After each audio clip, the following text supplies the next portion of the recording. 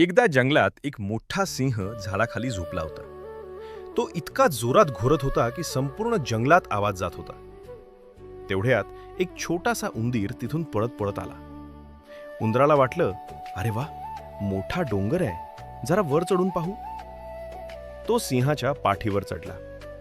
कधी शेपटीवर उडी मारली, कधी पोटावर धावू लागला. अचानक सिंह उठला. त्याने उंदराला पंजात पकडलं. सिंह म्हणाला, अरे छोट्या, माझ्या अंगावर खेळतोस, आता तुला खाऊन टाकतो.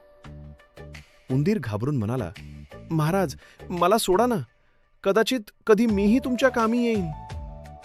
हे ऐकून सिंह मोठ्याने हसू लागला. तू माझी मदत करशील? बरं जा, आज तुला सोडतो.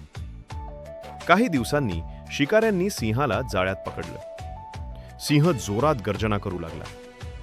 तो आवाज ऐकून तोच छोटा उंदीर आला. त्याने आपल्या छोट्या दातांनी जाळं कुरतळायला सुरुवात केली. थोड्या वेळात जाळं तुटलं आणि सिंह मोकळा झाला. सिंह म्हणाला, आज मला कळलं, छोटा असला तरी प्रत्येक जण कामी येऊ शकतो.